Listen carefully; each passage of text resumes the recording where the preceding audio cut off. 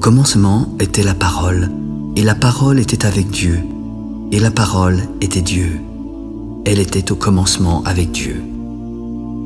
Toutes choses ont été faites par elle, et rien de ce qui a été fait n'a été fait sans elle. En elle était la vie, et la vie était la lumière des hommes. La lumière luit dans les ténèbres, et les ténèbres ne l'ont point reçue. Il y eut un homme envoyé de Dieu. Son nom était Jean. Il vint pour servir de témoin et pour rendre témoignage à la lumière, afin que tous crussent par lui. Il n'était pas la lumière, mais il parut pour rendre témoignage à la lumière. Cette lumière était la véritable lumière qui, en venant dans le monde, éclaire tout homme. Elle était dans le monde. Le monde a été fait par elle, et le monde ne l'a point connue. Elle est venue chez les siens, et les siens ne l'ont point reçue. Mais à tous ceux qui l'ont reçue et à ceux qui croient en son nom, elle a donné le pouvoir de devenir enfants de Dieu, lesquels sont nés non du sang, ni de la volonté de la chair, ni de la volonté de l'homme, mais de Dieu.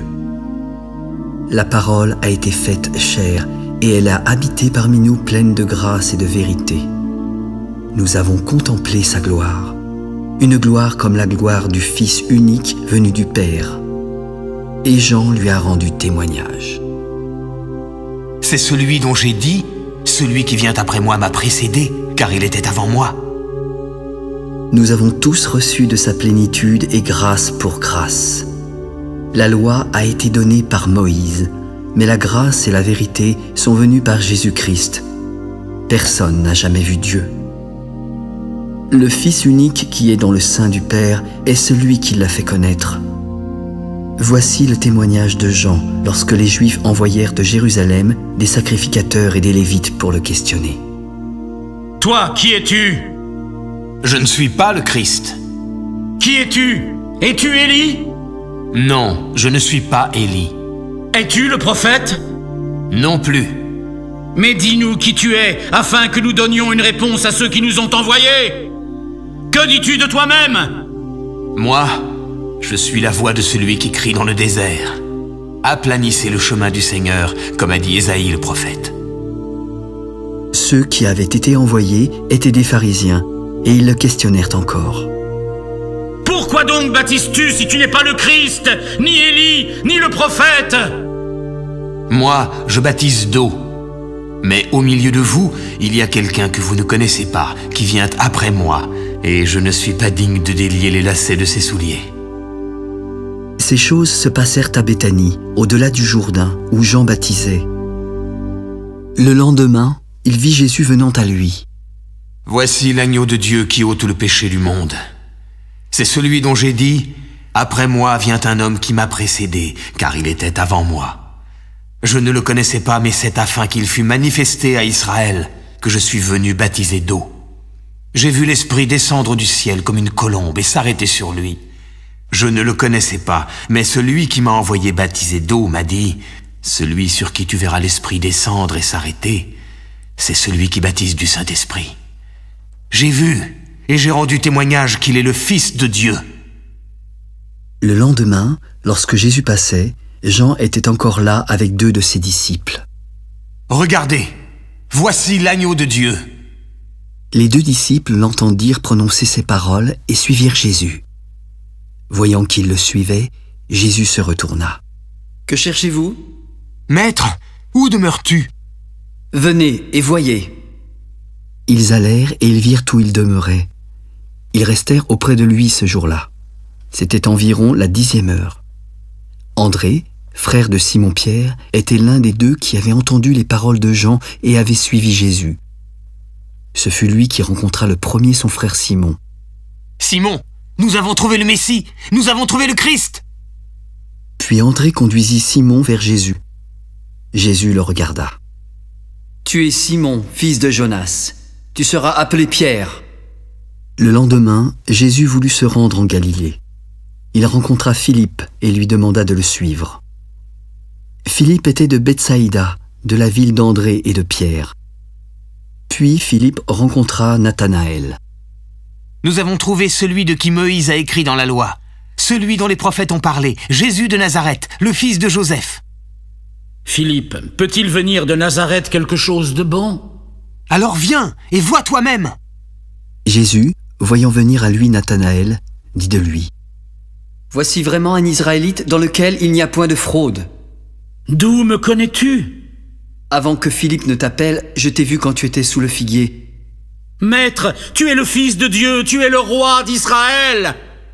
Parce que je t'ai dit que je t'ai vu sous le figuier, tu crois. Mais tu verras de plus grandes choses que celles-ci. En vérité, vous verrez désormais le ciel ouvert et les anges de Dieu monter et descendre sur le Fils de l'homme. 3 jours après, il y eut des noces à Cana en Galilée. La mère de Jésus était là, et Jésus fut aussi invité aux noces avec ses disciples. Le vin ayant manqué, Marie s'adressa à Jésus. « Vois, ils n'ont plus de vin. »« Femme, qu'y a-t-il entre moi et toi? Mon heure n'est pas encore venue. » Faites ce qu'il vous dira. Or, il y avait là 6 vases de pierre destinés aux purifications des Juifs et contenant chacun 2 ou 3 mesures. Remplissez d'eau ces vases et portez-en à l'ordonnateur du repas. Quand l'ordonnateur du repas eut goûté l'eau changée en vin et ne sachant d'où venait ce vin, il appela Jésus. Tout homme sert d'abord le bon vin, puis le moins bon après qu'on se soit enivré. Toi, tu as gardé le bon vin jusqu'à présent. Tel fut, à Cana en Galilée, le premier des miracles que fit Jésus. Il manifesta sa gloire et ses disciples crurent en lui. Après cela, il descendit à Capernaum avec sa mère, ses frères et ses disciples, mais ils n'y demeurèrent que peu de jours. La Pâque des Juifs était proche, et Jésus monta à Jérusalem. Il trouva, assis dans le temple, des changeurs ainsi que des vendeurs de bœufs, de brebis et de pigeons. Ayant fait un fouet avec des cordes, il chassa du temple tous les commerçants et leurs animaux. Il dispersa la monnaie des changeurs, renversa les tables et s'adressa aux vendeurs de pigeons. « Ôtez cela d'ici, ne faites pas de la maison de mon père une maison de trafic. » Ses disciples se souvinrent qu'il est écrit « Le zèle de ta maison me dévore. » Les Juifs prirent alors la parole. « Quel miracle nous montres-tu pour agir de la sorte ?»« Détruisez ce temple, et en 3 jours je le relèverai. » « Il a fallu 46 ans pour bâtir ce temple, et toi en 3 jours tu le relèveras ?»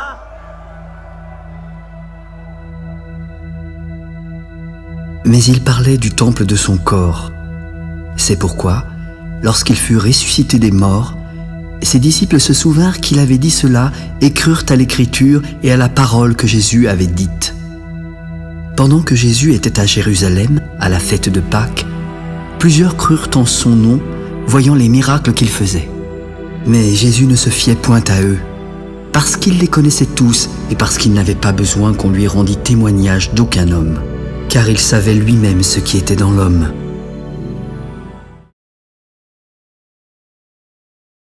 Il y eut un homme d'entre les pharisiens nommé Nicodème, un chef des Juifs, qui vint de nuit auprès de Jésus. « Maître, nous savons que tu es un docteur venu de Dieu, car personne ne peut faire les miracles que tu fais si Dieu n'est pas avec lui. » En vérité, je te le dis, si un homme ne naît de nouveau, il ne peut voir le royaume de Dieu. Comment un homme peut-il naître quand il est vieux? Peut-il de nouveau rentrer dans le sein de sa mère et renaître? En vérité, je te le dis, si un homme ne naît d'eau et d'esprit, il ne peut entrer dans le royaume de Dieu. Ce qui est né de la chair est chair, et ce qui est né de l'esprit est esprit. Ne t'étonne pas que je t'ai dit, il faut que vous naissiez de nouveau. Le vent souffle où il veut. Tu entends le bruit, mais tu ne sais pas d'où il vient ni où il va. Il en est ainsi de tout homme qui est né de l'esprit. Mais comment cela peut-il se faire? Tu es le docteur d'Israël et tu ne sais pas ces choses? En vérité, je te le dis, nous disons ce que nous savons et nous rendons témoignage de ce que nous avons vu, mais vous ne recevez pas notre témoignage. Si vous ne croyez pas quand je vous ai parlé des choses terrestres, comment croirez-vous quand je vous parlerai des choses célestes? Personne n'est monté au ciel si ce n'est celui qui est descendu du ciel, le Fils de l'homme qui est dans le ciel. Et comme Moïse éleva le serpent dans le désert, il faut de même que le Fils de l'homme soit élevé afin que quiconque croit en lui ait la vie éternelle. Car Dieu a tant aimé le monde qu'il a donné son Fils unique, afin que quiconque croit en lui ne périsse point, mais qu'il ait la vie éternelle. Dieu, en effet, n'a pas envoyé son Fils dans le monde pour qu'il juge le monde, mais pour que le monde soit sauvé par lui. Celui qui croit en lui n'est point jugé, mais celui qui ne croit pas est déjà jugé, parce qu'il n'a pas cru au nom du Fils unique de Dieu. Et ce jugement, c'est que la lumière étant venue dans le monde, les hommes ont préféré les ténèbres à la lumière, car leurs œuvres étaient mauvaises. Car quiconque fait le mal est la lumière, et ne vient pas à la lumière, de peur que ses œuvres ne soient dévoilées. Mais celui qui agit selon la vérité vient à la lumière, afin que ses œuvres soient manifestées, parce qu'elles sont faites en Dieu. Après cela, Jésus, accompagné de ses disciples, se rendit dans la terre de Judée.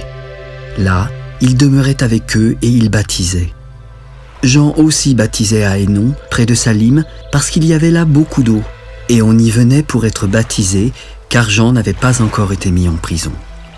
Or, il s'éleva de la part des disciples de Jean une dispute avec un juif touchant la purification.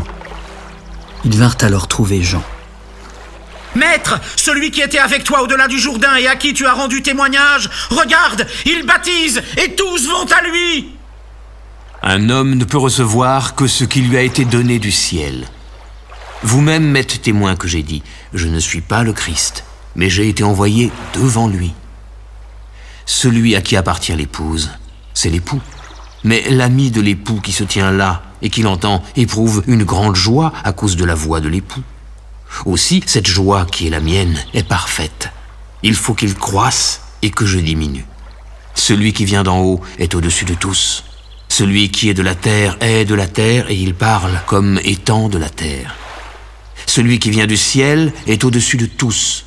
Il rend témoignage de ce qu'il a vu et entendu, mais personne ne reçoit son témoignage. Celui qui a reçu son témoignage a certifié que Dieu est vrai, car celui que Dieu a envoyé dit les paroles de Dieu, parce que Dieu ne lui donne pas l'esprit avec mesure. Le Père aime le Fils, et il a remis toutes choses entre ses mains. Celui qui croit au Fils a la vie éternelle. Celui qui ne croit pas au Fils ne verra pas la vie, mais la colère de Dieu demeure sur lui.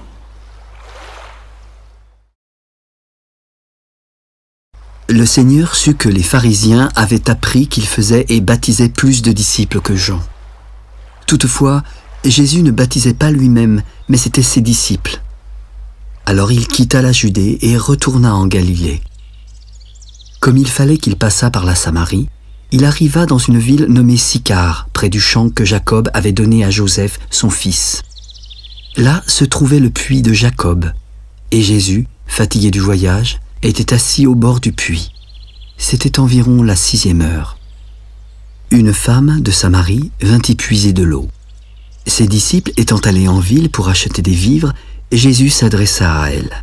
« Donne-moi à boire. » « Comment toi, qui es juif, me demandes-tu à boire, à moi qui suis une femme samaritaine ?»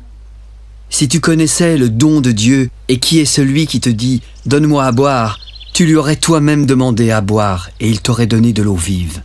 « Seigneur, tu n'as rien pour puiser et le puits est profond. D'où aurais-tu donc cette eau vive ? Es-tu plus grand que notre père Jacob, qui nous a donné ce puits et qui en a bu lui-même, ainsi que ses fils et ses troupeaux ? Quiconque boit de cette eau aura encore soif, mais celui qui boira de l'eau que je lui donnerai n'aura jamais soif. Car l'eau que je lui donnerai deviendra en lui une source qui jaillira jusque dans la vie éternelle. Seigneur, donne-moi cette eau afin que je n'ai plus soif et que je ne vienne plus puiser ici. Va, appelle ton mari et viens ici. Je n'ai point de mari. Tu as eu raison de dire « je n'ai point de mari », car tu as eu 5 maris, et celui que tu as maintenant n'est pas ton mari. En cela, tu as dit vrai. Seigneur, je vois que tu es prophète.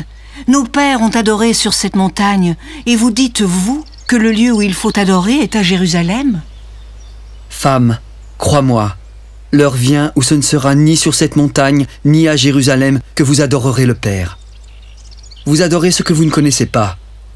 Nous adorons ce que nous connaissons, car le salut vient des Juifs. Mais l'heure vient, et elle est déjà venue, où les vrais adorateurs adoreront le Père en esprit et en vérité, car ce sont là les adorateurs que le Père demande. Dieu est esprit, et il faut que ceux qui l'adorent en esprit et en vérité.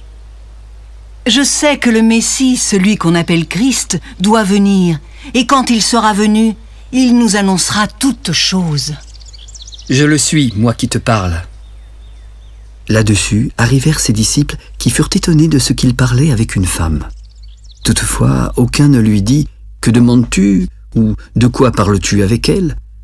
Alors la femme, ayant laissé sa cruche, courut dans la ville. « Venez voir, un homme qui m'a dit tout ce que j'ai fait. Ne serait-ce point le Christ ?» Ils sortirent de la ville et vinrent vers lui. Pendant ce temps, les disciples le pressaient de manger. « Maître, mange !»« J'ai à manger une nourriture que vous ne connaissez pas. » Les disciples se disaient donc les uns aux autres, « Quelqu'un lui aurait-il déjà apporté à manger ?» Ma nourriture est de faire la volonté de celui qui m'a envoyé et d'accomplir son œuvre. Ne dites-vous pas qu'il y a encore 4 mois jusqu'à la moisson? Voici, je vous le dis, levez les yeux et regardez les champs qui déjà blanchissent pour la moisson. Celui qui moissonne reçoit un salaire et amasse des fruits pour la vie éternelle, afin que celui qui sème et celui qui moissonne se réjouissent ensemble. Car en ceci, ce qu'on dit est vrai. Autre est celui qui sème et autre celui qui moissonne. Je vous ai envoyé moissonner ce que vous n'avez pas travaillé.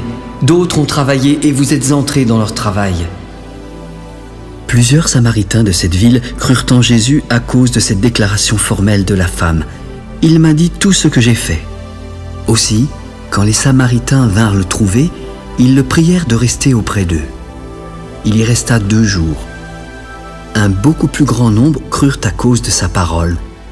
Il disait à la femme, « Ce n'est plus à cause de ce que tu as dit que nous croyons, car nous l'avons entendu nous-mêmes, et nous savons qu'il est vraiment le Sauveur du monde. » Après ces 2 jours, Jésus partit de là pour se rendre en Galilée, car il avait déclaré lui-même qu'un prophète n'est pas honoré dans sa propre patrie. Lorsqu'il y arriva, il fut bien reçu des Galiléens qui étaient également allés à la fête, car ils avaient vu tout ce qu'il avait fait à Jérusalem. Il retourna donc à Cana, en Galilée, où il avait changé l'eau en vin. Il y avait à Capernaum un officier du roi dont le fils était malade. Ayant appris que Jésus était venu de Judée en Galilée, il alla vers lui, le pria de descendre et de guérir son fils qui était près de mourir. « Si vous ne voyez des miracles et des prodiges, vous ne croyez point. » L'officier du roi lui dit, « Seigneur, descends avant que mon enfant meure. »« Va, ton fils vit. » Cet homme s'en alla et crut à la parole que Jésus lui avait dite. Déjà, comme il descendait, ses serviteurs vinrent à sa rencontre. « Ton enfant, il vit. »« À quelle heure s'est-il trouvé mieux ?»« Hier.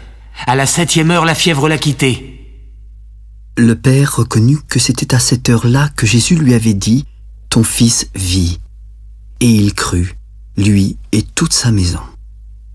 Jésus fit encore ce second miracle lorsqu'il fut venu de Judée en Galilée.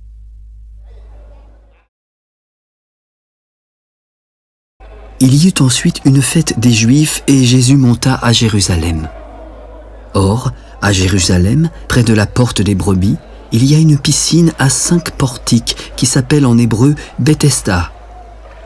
Sous ces portiques, des malades, des aveugles, des boiteux et des paralytiques étaient couchés en grand nombre. Ils attendaient le mouvement de l'eau, car un ange descendait de temps en temps dans la piscine en agitant l'eau. Et celui qui y descendait le premier était guéri, quelle que fût sa maladie. Couché là, se trouvait un homme malade depuis 38 ans. Sachant qu'il était malade depuis longtemps, Jésus l'interrogea. « Veux-tu être guéri ?» « Seigneur, je n'ai personne pour me jeter dans la piscine quand l'eau est agitée. Et pendant que j'y vais, un autre descend avant moi. »« Lève-toi, prends ton lit et marche. » Aussitôt, cet homme fut guéri. Il prit son lit et marcha. Comme c'était un jour de sabbat, les Juifs s'adressèrent à lui. « C'est le sabbat, il ne t'est pas permis d'emporter ton lit. Mais celui qui m'a guéri m'a dit « Prends ton lit et marche ». Qui est l'homme qui t'a dit « Prends ton lit et marche » ? Celui qui avait été guéri ne savait pas qui c'était, car Jésus avait disparu de la foule qui était en ce lieu. Plus tard, Jésus le trouva dans le temple. « Voici, tu as été guéri.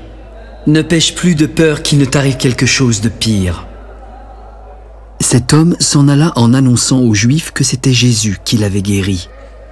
Et comme il faisait ces choses le jour du sabbat, les Juifs poursuivaient Jésus. « Mon Père agit jusqu'à présent. Moi aussi j'agis. » À cause de cela, les Juifs cherchaient plus encore à le faire mourir. Non seulement parce qu'il violait le sabbat, mais parce qu'il appelait Dieu son propre Père, se faisant lui-même égal à Dieu. En vérité, je vous le dis, le Fils ne peut rien faire de lui-même. Il ne fait que ce qu'il voit faire au Père. Et tout ce que le Père fait, le Fils aussi le fait pareillement. Car le Père aime le Fils et lui montre tout ce qu'il fait. Et il lui montrera des œuvres plus grandes que celles-ci, afin que vous soyez dans l'étonnement. Car comme le Père ressuscite les morts et donne la vie, le Fils donne la vie à qui il veut. Le Père ne juge personne, mais il a remis tout jugement au Fils afin que tous honorent le Fils comme ils honorent le Père. Celui qui n'honore pas le Fils n'honore pas le Père qui l'a envoyé. En vérité, je vous le dis, celui qui écoute ma parole et qui croit à celui qui m'a envoyé a la vie éternelle et ne vient point en jugement, car il est passé de la mort à la vie. En vérité, je vous le dis, l'heure vient, et elle est déjà venue, où les morts entendront la voix du Fils de Dieu. Et ceux qui l'auront entendu vivront, car comme le Père a la vie en lui-même, il a donné au Fils d'avoir la vie en lui-même. Il lui a donné le pouvoir de juger, parce qu'il est Fils de l'homme. Ne vous étonnez pas de cela, car l'heure vient où tous ceux qui sont dans les sépulcres entendront sa voix et en sortiront. Ceux qui auront fait le bien ressusciteront pour la vie, mais ceux qui auront fait le mal ressusciteront pour le jugement. Je ne puis rien faire de moi-même. Selon ce que j'entends, je juge. Et mon jugement est juste, parce que je ne cherche pas ma volonté, mais la volonté de celui qui m'a envoyé. Si c'est moi qui rends témoignage de moi-même, mon témoignage n'est pas vrai. Il y en a un autre qui rend témoignage de moi, et je sais que le témoignage qu'il rend de moi est vrai. Vous avez été envoyé vers Jean, et il a rendu témoignage à la vérité. Pour moi, ce n'est pas d'un homme que je reçois le témoignage, mais je dis ceci afin que vous soyez sauvés. Jean était la lampe qui brûle et qui luit, et vous avez voulu vous réjouir 1 heure à sa lumière. Moi, j'ai un témoignage plus grand que celui de Jean, car les œuvres que le Père m'a donné d'accomplir, ces œuvres mêmes que je fais, témoignent de moi que c'est le Père qui m'a envoyé. Et le Père qui m'a envoyé a rendu lui-même témoignage de moi. Vous n'avez jamais entendu sa voix, vous n'avez jamais vu sa face, et sa parole ne demeure point en vous, parce que vous ne croyez pas à celui qui l'a envoyé. Vous sondez les Écritures parce que vous pensez avoir en elles la vie éternelle. Ce sont elles qui rendent témoignage de moi, et vous ne voulez pas venir à moi pour avoir la vie? Je ne tire pas ma gloire des hommes, mais je sais que vous n'avez point en vous l'amour de Dieu. Je suis venu au nom de mon Père, et vous ne me recevez pas. Si un autre vient en son propre nom, vous le recevrez. Comment pouvez-vous croire, vous qui tirez votre gloire les uns des autres et qui ne cherchez point la gloire qui vient de Dieu seul? Ne pensez pas que moi je vous accuserai devant le Père.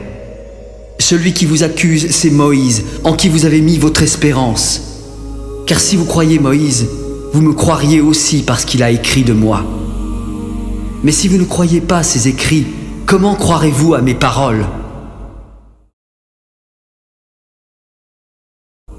Après cela, Jésus s'en alla de l'autre côté de la mer de Galilée, de Tibériade. Une grande foule le suivait parce qu'elle voyait les miracles qu'il opérait sur les malades. Jésus monta sur la montagne et s'assit avec ses disciples. Or, la Pâque, la fête des Juifs, était proche. Ayant levé les yeux et voyant qu'une grande foule venait à lui, Jésus s'adressa à Philippe afin de l'éprouver, car il savait déjà ce qu'il allait faire. « Où achèterons-nous des pains pour que tous ces gens aient à manger ?» Les pains qu'on aurait pour 200 deniers ne suffiraient pas pour que chacun en reçût un peu. Un de ses disciples, André, frère de Simon-Pierre, répondit à Jésus. « Il y a ici un jeune garçon qui a 5 pains d'orge et 2 poissons, mais qu'est-ce que cela a pour tant de gens ?»« Faites-les asseoir. » Il y avait en ce lieu beaucoup d'herbes. Ils s'assirent donc au nombre d'environ 5000 hommes. Jésus prit les pains, rendit grâce et les distribua à ceux qui étaient assis. Il leur donna de même des poissons, autant qu'ils en voulurent. Lorsqu'ils furent rassasiés, il parla à ses disciples. « Ramassez les morceaux qui restent afin que rien ne se perde. » Après que tous eurent mangé, ils ramassèrent et remplirent 12 paniers avec les morceaux qui restèrent des 5 pains d'orge. Ces gens, ayant vu le miracle que Jésus avait fait, disaient « Celui-ci est vraiment le prophète qui doit venir dans le monde. » Jésus, sachant qu'ils allaient venir l'enlever pour le faire roi, se retira seul de nouveau sur la montagne. Quand le soir fut venu, ses disciples descendirent au bord de la mer. Étant montés dans une barque, ils traversaient la mer pour se rendre à Capernaum.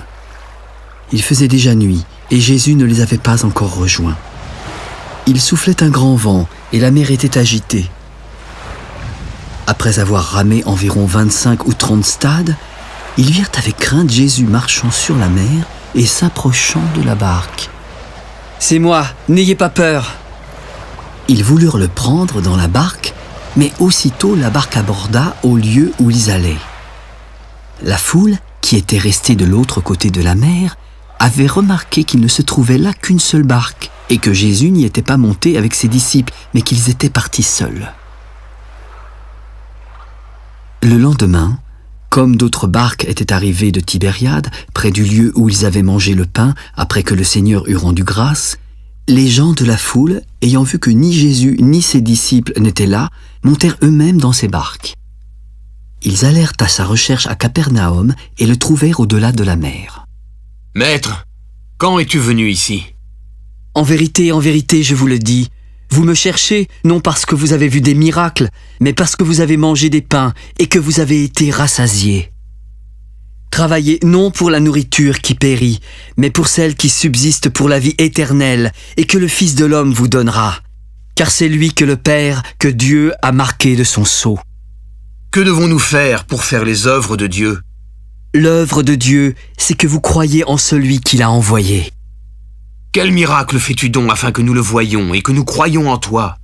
Que fais-tu ? Nos pères ont mangé la manne dans le désert, selon ce qui est écrit. Il leur donna le pain du ciel à manger. En vérité, je vous le dis, Moïse ne vous a pas donné le pain du ciel, mais mon Père vous donne le vrai pain du ciel. Car le pain de Dieu, c'est celui qui descend du ciel et qui donne la vie au monde. Seigneur, donne-nous toujours de ce pain. Je suis le pain de vie. Celui qui vient à moi n'aura jamais faim, et celui qui croit en moi n'aura jamais soif. Mais je vous l'ai dit, vous m'avez vu et vous ne croyez pas. Tous ceux que le Père me donne viendront à moi, et je ne mettrai pas dehors celui qui vient à moi.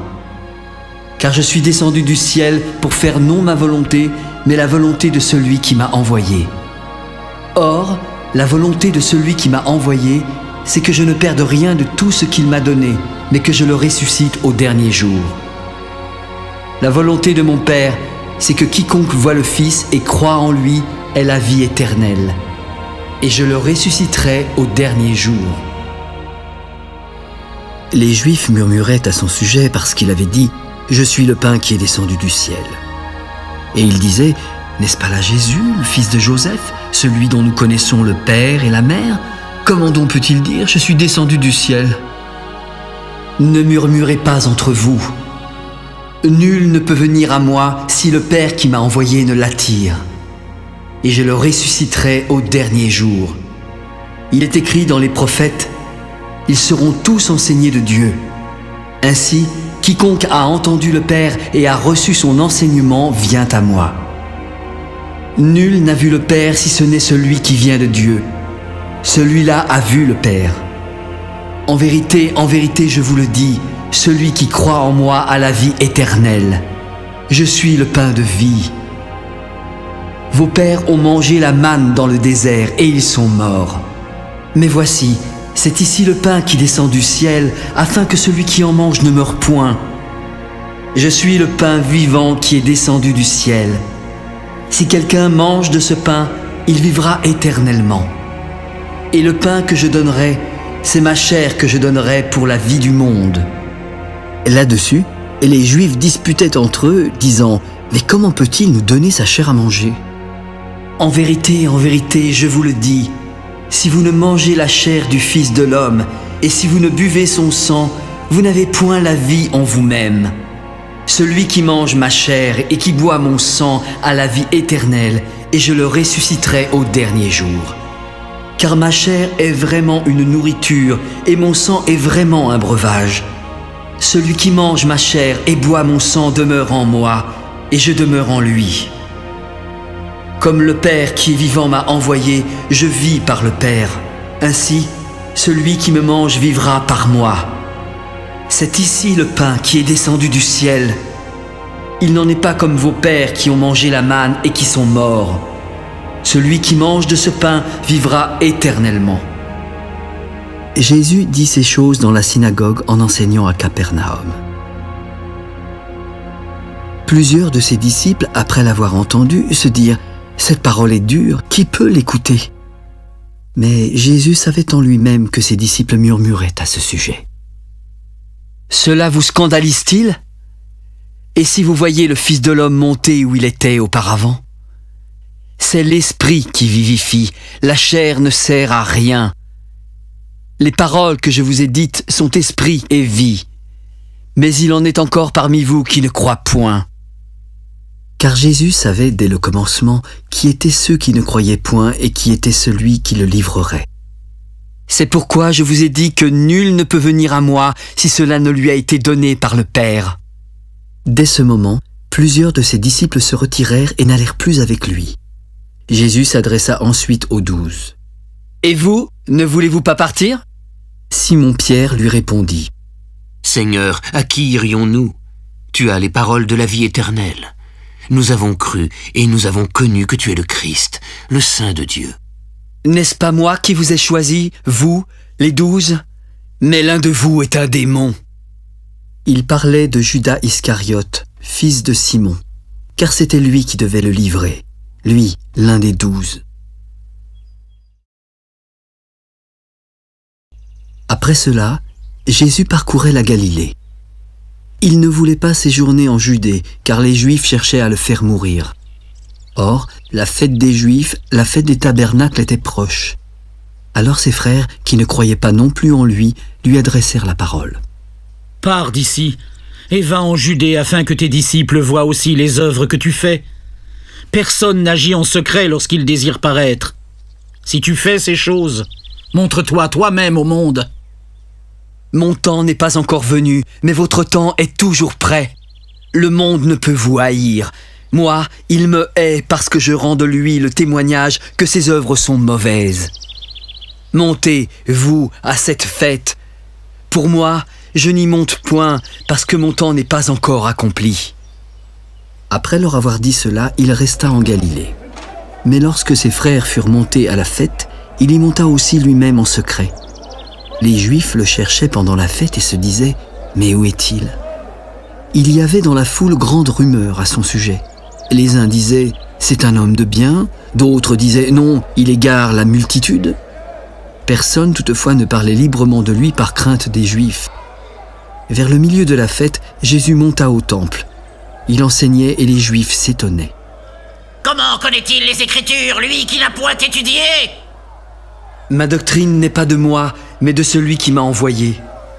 Si quelqu'un veut faire sa volonté, il connaîtra si ma doctrine est de Dieu ou si je parle de mon chef. Celui qui parle de son chef cherche sa propre gloire, mais celui qui cherche la gloire de celui qui l'a envoyé, celui-là est vrai et il n'y a point d'injustice en lui. Moïse ne vous a-t-il pas donné la loi? Mais nul de vous n'observe la loi. Pourquoi cherchez-vous à me faire mourir? Tu as un démon! Qui est-ce qui cherche à te faire mourir? j'ai fait une œuvre et vous en êtes tous étonnés.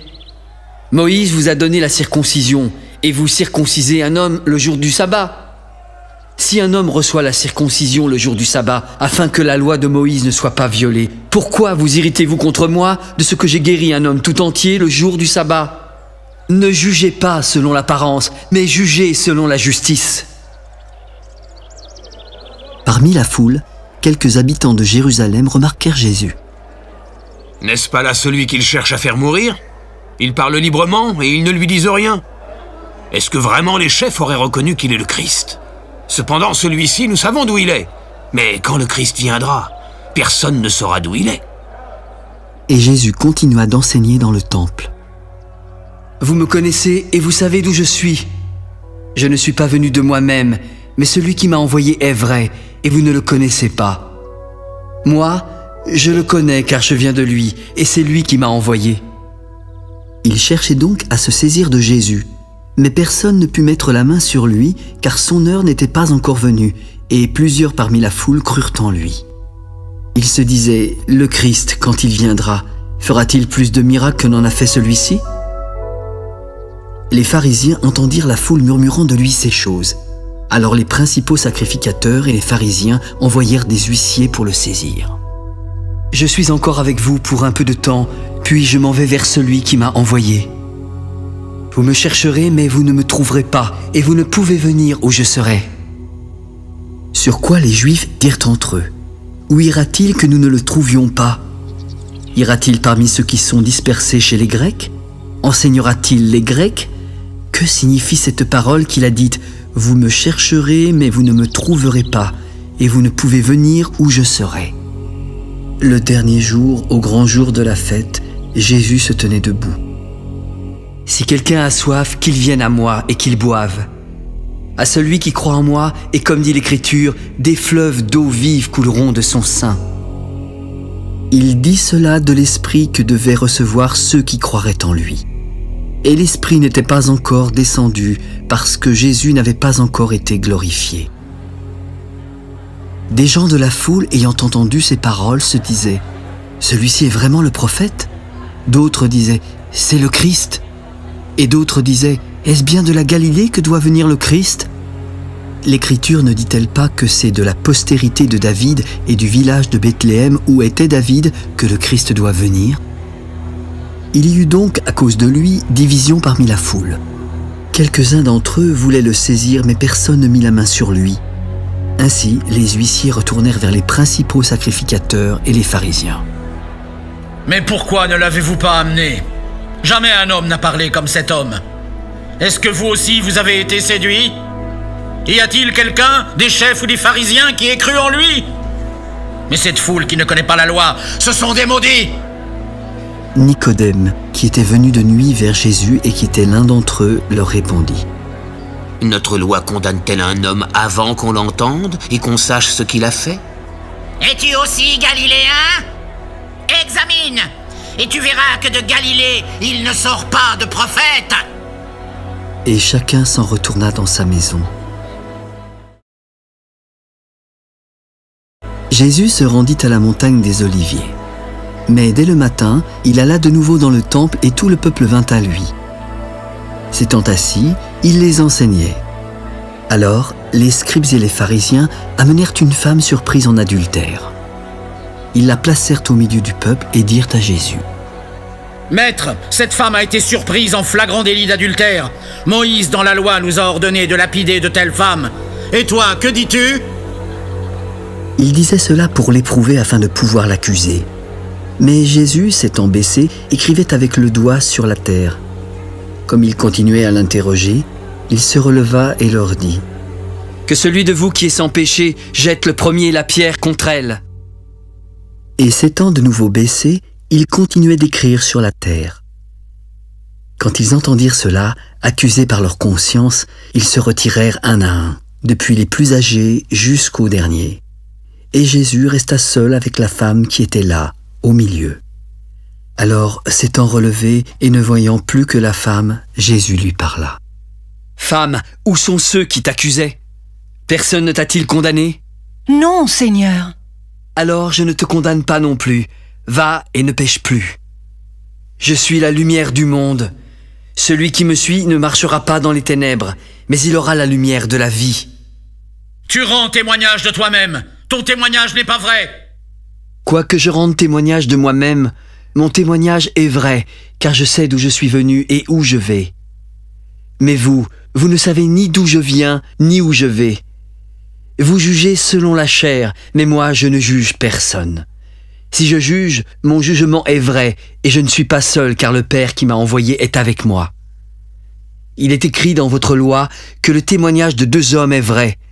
Je rends témoignage de moi-même, et le Père qui m'a envoyé rend témoignage de moi. Où est ton Père? Vous ne me connaissez ni moi, ni mon Père.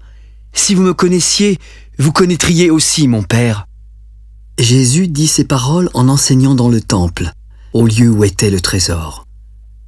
Personne ne le saisit parce que son heure n'était pas encore venue. Je m'en vais et vous me chercherez, mais vous mourrez dans votre péché. Vous ne pouvez venir où je vais. Sur quoi les Juifs se dirent, se tuera-t-il lui-même puisqu'il dit, vous ne pouvez venir où je vais? Vous êtes d'en bas, moi je suis d'en haut.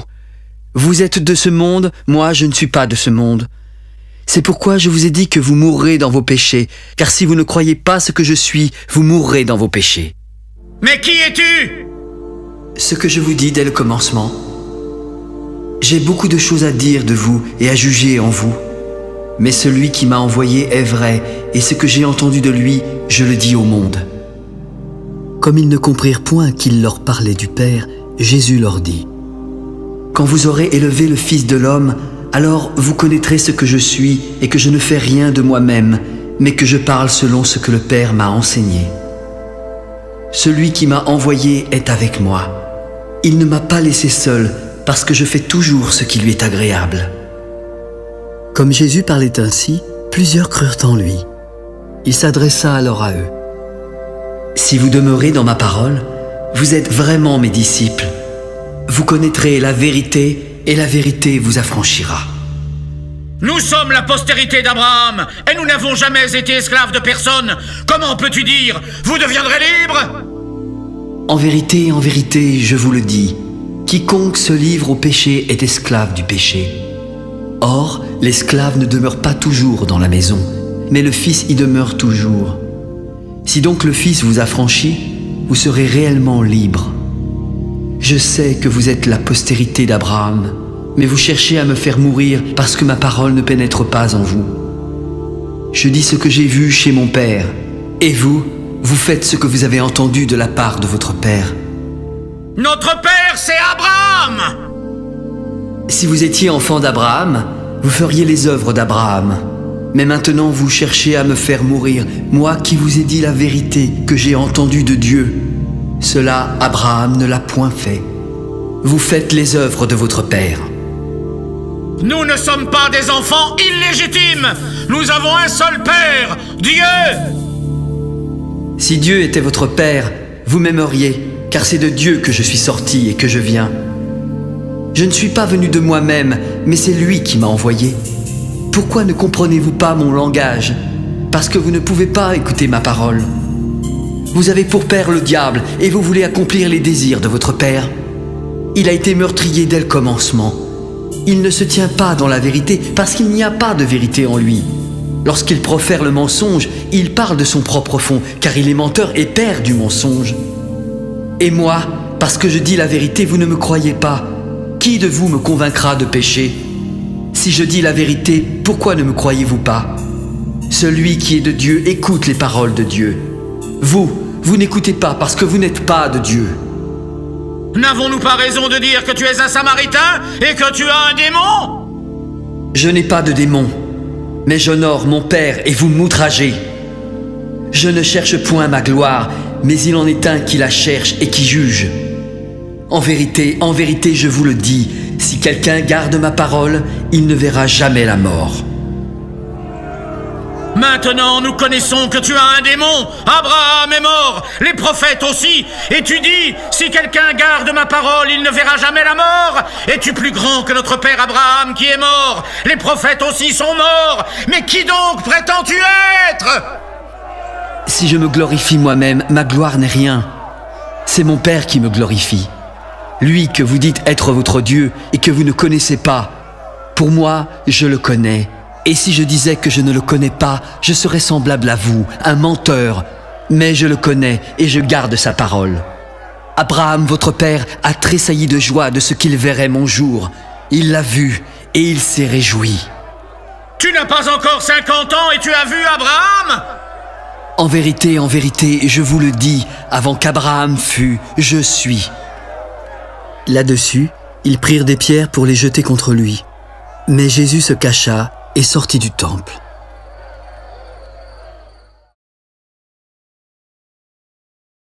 Jésus vit en passant un homme aveugle de naissance. Et ses disciples lui firent cette question. « Maître, qui a péché, cet homme ou ses parents pour qu'il soit né aveugle ?» Ce n'est pas que lui ou ses parents aient péché, mais c'est afin que les œuvres de Dieu soient manifestées en lui. Il faut que je fasse, tandis qu'il fait jour, les œuvres de celui qui m'a envoyé. La nuit vient où personne ne peut travailler. Pendant que je suis dans le monde, je suis la lumière du monde. Après avoir dit cela, il cracha à terre et fit de la boue avec sa salive. Puis il appliqua cette boue sur les yeux de l'aveugle.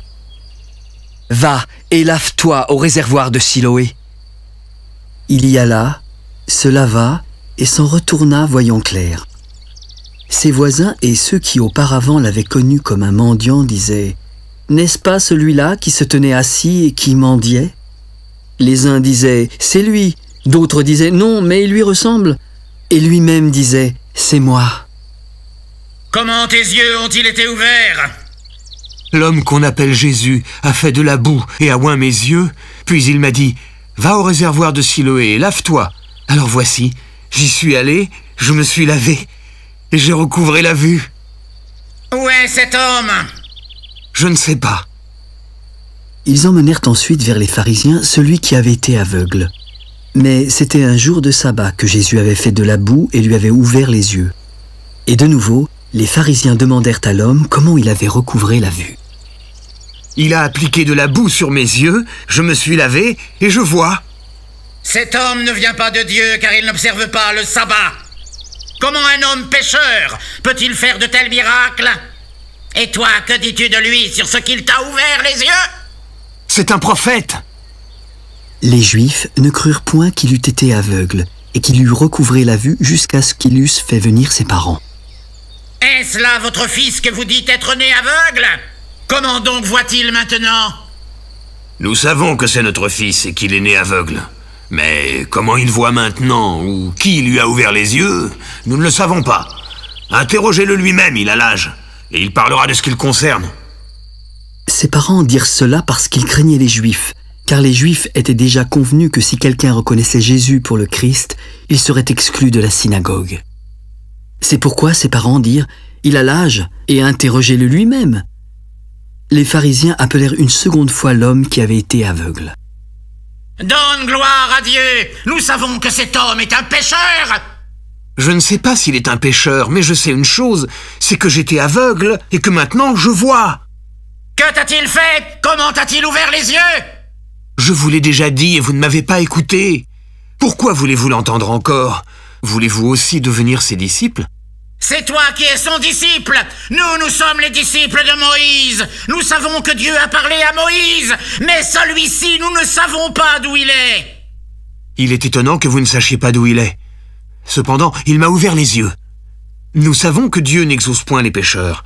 Mais si quelqu'un l'honore et fait sa volonté, c'est celui-là qui l'exauce. Jamais on n'a entendu dire que quelqu'un ait ouvert les yeux d'un aveugle-né. Si cet homme ne venait pas de Dieu, il ne pourrait rien faire.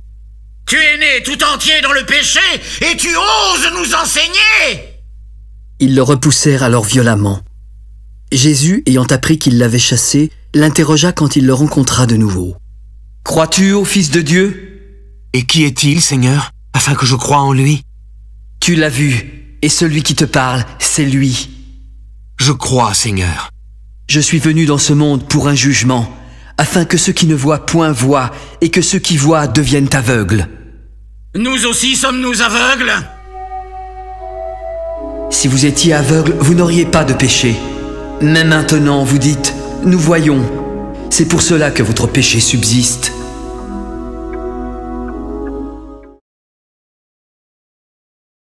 en vérité, je vous le dis, celui qui n'entre pas par la porte dans la bergerie, mais qui y monte par ailleurs est un voleur et un brigand. Mais celui qui entre par la porte est le berger des brebis. Le portier lui ouvre et les brebis entendent sa voix. Il appelle par leur nom celles qui lui appartiennent et il les conduit dehors. Lorsqu'il a fait sortir toutes ses brebis, il marche devant et elles le suivent parce qu'elles connaissent sa voix. Elles ne suivront point un étranger, mais elles fuiront loin de lui parce qu'elles ne connaissent pas la voix des étrangers. Jésus leur dit cette parabole, mais ils ne comprirent pas de quoi il leur parlait. En vérité, je vous le dis, je suis la porte des brebis. Tous ceux qui sont venus avant moi sont des voleurs et des brigands, mais les brebis ne les ont point écoutés. Je suis la porte. Si quelqu'un entre par moi, il sera sauvé. Il entrera, il sortira et il trouvera des pâturages. Le voleur ne vient que pour dérober, égorger et détruire. Moi, je suis venu afin que les brebis aient la vie et qu'elles soient dans l'abondance. Je suis le bon berger. Le bon berger donne sa vie pour ses brebis. Mais le mercenaire, qui n'est pas le berger et à qui n'appartiennent pas les brebis, voit venir le loup. Il abandonne les brebis et prend la fuite. Alors le loup les ravit et les disperse. Le mercenaire s'enfuit parce qu'il est mercenaire et qu'il ne se met pas en peine pour des brebis. Je suis le bon berger. Je connais mes brebis. Elles me connaissent comme le Père me connaît et comme je connais le Père. Je donne ma vie pour mes brebis. J'ai encore d'autres brebis qui ne sont pas de cette bergerie. Celles-là, il faut que je les amène.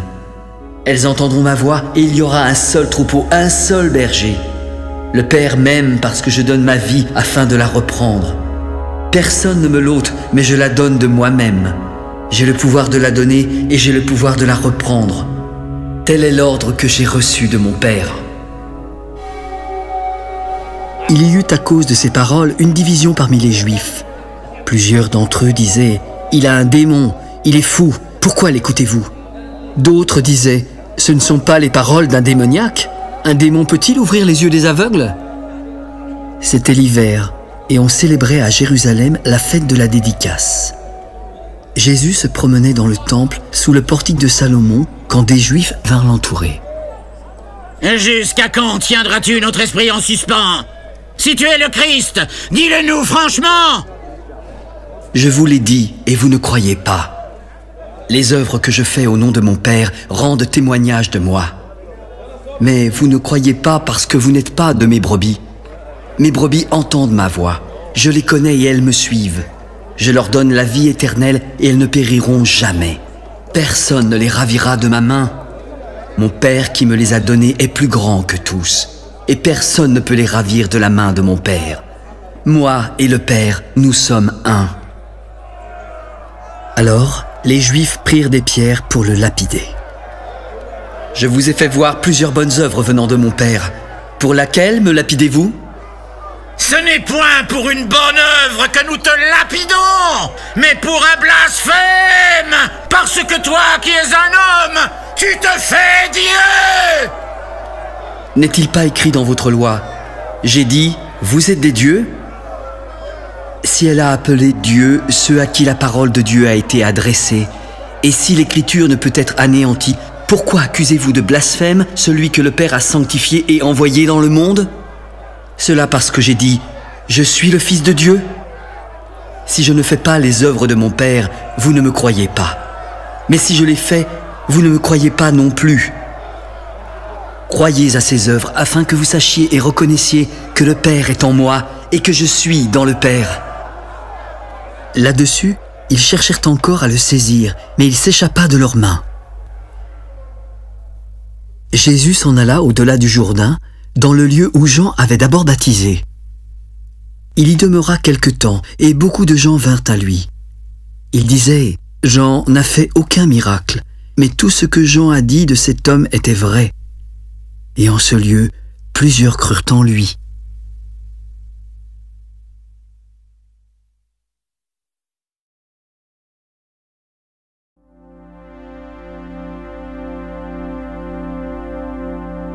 Il y avait un homme malade, Lazare, de Béthanie, le village de Marie et de Marthe, sa sœur. C'était cette Marie qui oignit de parfum le Seigneur et qui lui essuya les pieds avec ses cheveux. C'était son frère Lazare qui était malade. Alors les sœurs envoyèrent dire à Jésus: « Seigneur, celui que tu aimes est malade. » Cette maladie n'est point à la mort, mais elle est pour la gloire de Dieu, afin que le Fils de Dieu soit glorifié par elle. Or, Jésus aimait Marthe, sa sœur et Lazare. Quand il eut appris que Lazare était malade, il resta encore 2 jours dans le lieu où il était et dit ensuite aux disciples: « Retournons en Judée. » « Maître, les Juifs cherchaient récemment à te lapider, et tu veux retourner en Judée ? N'y a-t-il pas 12 heures au jour ? Si quelqu'un marche pendant le jour, il ne bronche point parce qu'il voit la lumière de ce monde. Mais si quelqu'un marche pendant la nuit, il bronche parce que la lumière n'est pas en lui. Lazare, notre ami, dort, mais je vais le réveiller. » Seigneur, s'il dort, il sera guéri. Jésus avait parlé de sa mort, mais ils crurent qu'il parlait de l'assoupissement du sommeil. Alors il leur dit ouvertement: « Lazare est mort, mais à cause de vous et afin que vous croyiez, je me réjouis de ce que je n'étais pas là. Allons vers lui. » Sur quoi Thomas, appelé Didyme, s'adressa aux autres disciples: « Allons aussi, afin de mourir avec lui. » Jésus, étant arrivé, trouva Lazare qui était déjà dans le sépulcre depuis 4 jours. Et comme Béthanie était près de Jérusalem, à 15 stades environ, beaucoup de Juifs étaient venus vers Marthe et Marie pour les consoler de la mort de leur frère. Lorsque Marthe apprit que Jésus arrivait, elle alla au-devant de lui, tandis que Marie se tenait assise à la maison. Puis Marthe dit à Jésus: « Seigneur, si tu avais été là, mon frère ne serait pas mort. Mais maintenant même, je sais que tout ce que tu demanderas à Dieu, Dieu te l'accordera. » Ton frère ressuscitera. Je sais qu'il ressuscitera à la résurrection, au dernier jour. Je suis la résurrection et la vie. Celui qui croit en moi vivra quand même il serait mort, et quiconque vit et croit en moi ne mourra jamais. Crois-tu cela? Oui, Seigneur. Je crois que tu es le Christ, le Fils de Dieu, qui devait venir dans le monde. Ayant ainsi parlé, elle s'en alla. Puis elle appela secrètement Marie, sa sœur. « Marie, le Maître est ici et il te demande. » Dès que Marie eut entendu, elle se leva promptement et alla vers lui, car Jésus n'était pas encore entré dans le village, mais il était encore dans le lieu où Marthe l'avait rencontré.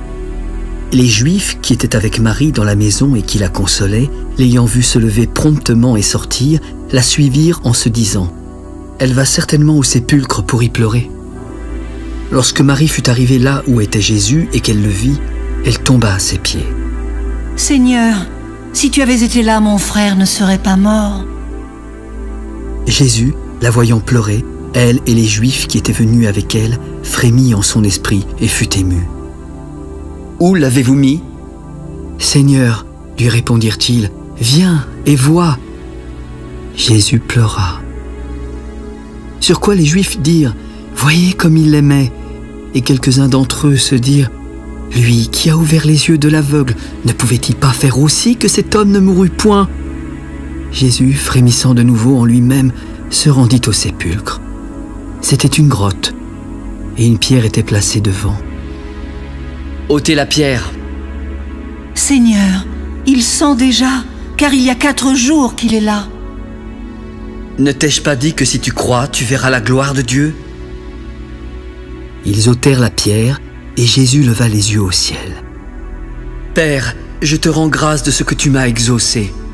Pour moi, je savais que tu m'exauces toujours, mais j'ai parlé à cause de la foule qui m'entoure, afin qu'ils croient que c'est toi qui m'as envoyé. Lazare, sors !» Et le mort sortit, les pieds et les mains liés de bandes et le visage enveloppé d'un linge. « Déliez-le et laissez-le aller. » Plusieurs des Juifs qui étaient venus vers Marie et qui virent ce que fit Jésus crurent en lui. Mais quelques-uns d'entre eux allèrent trouver les pharisiens et leur dire ce que Jésus avait fait. Alors, les principaux sacrificateurs et les pharisiens assemblèrent le Sanhédrin. Qu'allons-nous faire? Car cet homme fait beaucoup de miracles. Si nous le laissons agir, tous croiront en lui et les Romains viendront détruire notre ville et notre nation. » L'un d'eux, Caïphe, qui était souverain sacrificateur cette année-là, leur dit: « Vous ne comprenez rien. Vous ne réfléchissez pas qu'il est dans votre intérêt qu'un seul homme meure pour le peuple et que la nation entière ne périsse pas. » Or, il ne dit pas cela de lui-même. Mais étant souverain sacrificateur cette année-là, il prophétisa que Jésus devait mourir pour la nation. Et ce n'était pas pour la nation seulement, c'était aussi afin de réunir en un seul corps les enfants de Dieu dispersés. Dès ce jour, ils résolurent de le faire mourir. C'est pourquoi Jésus ne se montra plus ouvertement parmi les Juifs. Il se retira dans la contrée voisine du désert, dans une ville appelée Éphraïm, afin d'y demeurer avec ses disciples. La Pâque des Juifs était proche, et beaucoup de gens du pays montèrent à Jérusalem avant la Pâque pour se purifier. Ils cherchaient Jésus et se disaient les uns aux autres dans le temple: « Qu'en pensez-vous? Viendra-t-il à la fête ?» Or, les principaux sacrificateurs et les pharisiens avaient donné l'ordre que si quelqu'un savait où il était, il le déclara afin qu'on se saisît de lui.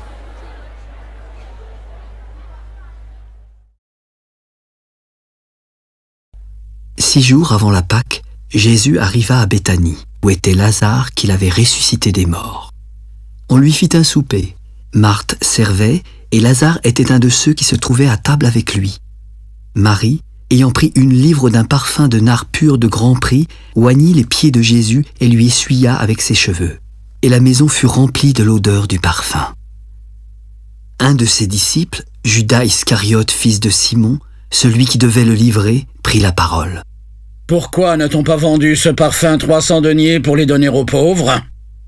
Il disait cela non car il se mit en peine des pauvres, mais parce qu'il était voleur et que, tenant la bourse, il prenait ce qu'on y mettait. « Laisse-la garder ce parfum pour le jour de ma sépulture. Vous avez toujours les pauvres avec vous, mais vous ne m'avez pas toujours. » Une grande multitude de Juifs apprirent que Jésus était à Béthanie. Ils y vinrent non pas seulement à cause de lui, mais aussi pour voir Lazare qu'il avait ressuscité des morts. Les principaux sacrificateurs délibérèrent de faire mourir aussi Lazare parce que beaucoup de Juifs se retiraient d'eux à cause de lui et croyaient en Jésus. Le lendemain, une foule nombreuse vint à la fête en ayant entendu dire que Jésus se rendait à Jérusalem. Beaucoup prirent des branches de palmier et allèrent au-devant de lui. « Hosanna! Béni soit celui qui vient au nom du Seigneur, le roi d'Israël !» Jésus trouva un ânon et s'assit dessus, selon ce qui est écrit. « Ne crains point, fille de Sion, voici, ton roi vient assis sur le petit d'une ânesse. » Ses disciples ne comprirent pas d'abord ces choses, mais lorsque Jésus eut été glorifié, ils se souvinrent qu'elles étaient écrites de lui et qu'il les avait accomplies à son égard. Tous ceux qui étaient avec Jésus quand il appela Lazare du sépulcre et le ressuscita des morts lui rendaient témoignage. Et la foule vint au-devant de lui parce qu'elle avait appris qu'il avait fait ce miracle. Les pharisiens se dirent donc les uns aux autres: « Vous voyez, vous ne gagnez rien. Regardez, tout le monde est près de lui. » Quelques Grecs, du nombre de ceux qui étaient montés pour adorer pendant la fête, s'adressèrent à Philippe de Bethsaïda en Galilée et lui dirent avec instance: « Seigneur, nous voudrions voir Jésus. » Philippe alla le dire à André, puis André et Philippe le dirent à Jésus. « L'heure est venue où le Fils de l'homme doit être glorifié. En vérité, je vous le dis, si le grain de blé qui est tombé en terre ne meurt, il reste seul. Mais s'il meurt, il porte beaucoup de fruits. Celui qui aime sa vie la perdra, et celui qui hait sa vie dans ce monde la conservera pour la vie éternelle. Si quelqu'un me sert, qu'il me suive, et là où je suis, là aussi sera mon serviteur. Si quelqu'un me sert, le Père l'honorera. Maintenant, mon âme est troublée, et que dirai-je? Père, délivre-moi de cette heure, mais c'est pour cela que je suis venu jusqu'à cette heure. Père, glorifie ton nom. » Et voici, une voix vint du ciel. « Je l'ai glorifié, et je le glorifierai encore. » La foule qui était là et qui avait entendu disait que c'était un tonnerre. D'autres disaient: un ange lui a parlé. ce n'est pas à cause de moi que cette voix s'est fait entendre, mais c'est à cause de vous. Maintenant a lieu le jugement de ce monde. Maintenant, le prince de ce monde sera jeté dehors. Et moi, quand j'aurai été élevé de la terre, j'attirerai tous les hommes à moi. » En parlant ainsi, il indiquait de quelle mort il devait mourir. Et la foule le questionna. « Nous avons appris par la loi que le Christ demeure éternellement. Comment donc peux-tu dire « Il faut que le Fils de l'homme soit élevé » ? Et qui est ce Fils de l'homme ? La lumière est encore pour un peu de temps au milieu de vous. Marchez pendant que vous avez la lumière, afin que les ténèbres ne vous surprennent pas. Celui qui marche dans les ténèbres ne sait pas où il va. Pendant que vous avez la lumière, croyez en la lumière, afin que vous soyez des enfants de lumière. » Jésus dit ces choses, puis s'en alla et se cacha loin d'eux. Malgré tant de miracles qu'il avait faits en leur présence, ils ne croyaient pas en lui, afin que s'accomplît la parole qu'Ésaïe, le prophète, a prononcée. « Seigneur, qui a cru à notre prédication ? Et à qui le bras du Seigneur a-t-il été révélé ?» Aussi ne pouvaient-ils croire, parce qu'Ésaïe a dit encore « Il a aveuglé leurs yeux, et il a endurci leur cœur de peur qu'ils ne voient des yeux, qu'ils ne comprennent du cœur, qu'ils ne se convertissent et que je ne les guérisse. » Ésaïe a dit ces choses lorsqu'il vit sa gloire et qu'il parla de lui. Cependant, même parmi les chefs, plusieurs crurent en lui. Mais à cause des pharisiens, ils n'en faisaient pas l'aveu dans la crainte d'être exclus de la synagogue, car ils aimèrent la gloire des hommes plus que la gloire de Dieu. Celui qui croit en moi ne croit pas en moi, mais en celui qui m'a envoyé. Et celui qui me voit, voit celui qui m'a envoyé. Je suis venu comme une lumière dans le monde, afin que quiconque croit en moi ne demeure pas dans les ténèbres. Si quelqu'un entend mes paroles et ne les garde pas, ce n'est pas moi qui le juge, car je suis venu non pour juger le monde, mais pour sauver le monde. Celui qui me rejette et qui ne reçoit pas mes paroles a son juge. La parole que j'ai annoncée, c'est elle qui le jugera au dernier jour. Car je n'ai point parlé de moi-même, mais le Père qui m'a envoyé m'a prescrit lui-même ce que je dois dire et annoncer. Et je sais que son commandement est la vie éternelle. C'est pourquoi les choses que je dis, je les dis comme le Père me les a dites. Avant la fête de Pâques, Jésus, sachant que son heure était venue de passer de ce monde au Père, et ayant aimé les siens qui étaient dans le monde, mit le comble à son amour pour eux. Pendant le souper, le diable avait déjà inspiré au cœur de Judas Iscariote, fils de Simon, le dessein de livrer Jésus.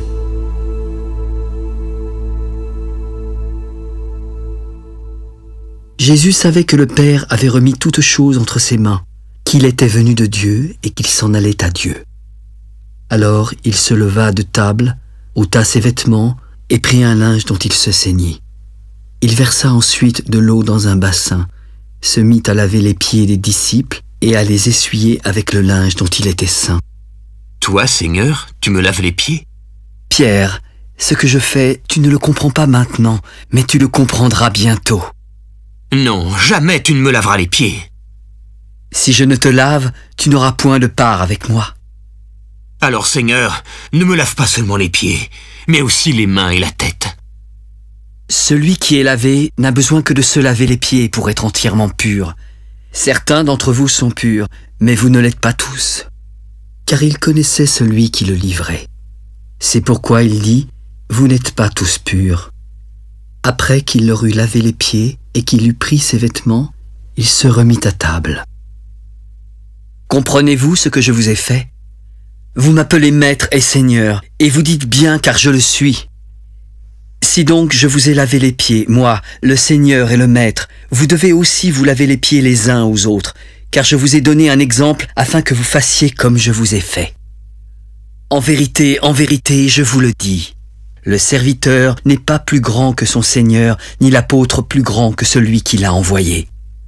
Si vous savez ces choses, vous êtes heureux, pourvu que vous les pratiquiez. Ce n'est pas de vous dont je parle, je connais ceux que j'ai choisis. Mais il faut que l'Écriture s'accomplisse. Celui qui mange avec moi le pain a levé son talon contre moi. Dès à présent, je vous le dis avant que la chose arrive, afin que lorsqu'elle arrivera, vous croyiez à ce que je suis. En vérité, je vous le dis, celui qui reçoit celui que j'aurai envoyé me reçoit, et celui qui me reçoit, reçoit celui qui m'a envoyé.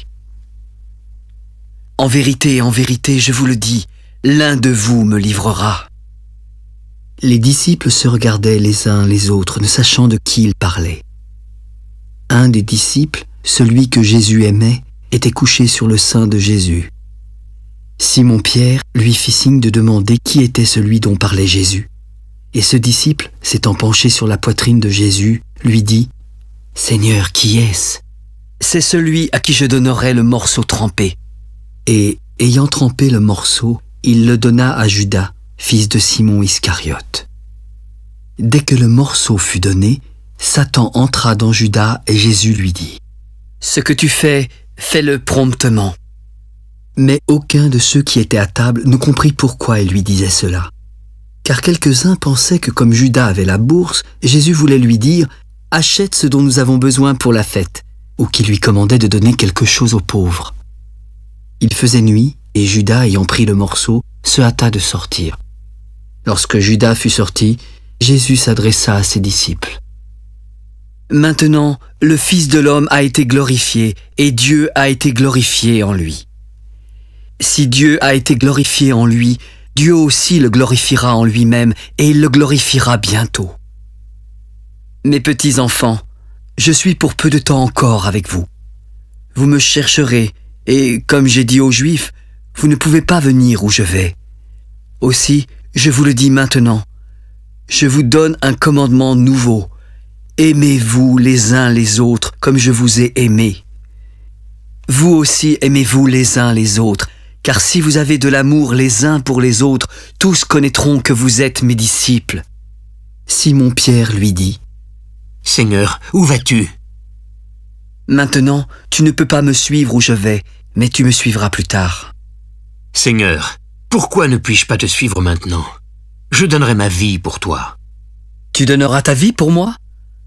En vérité, je te le dis, le coq ne chantera pas que tu ne m'aies renié 3 fois. »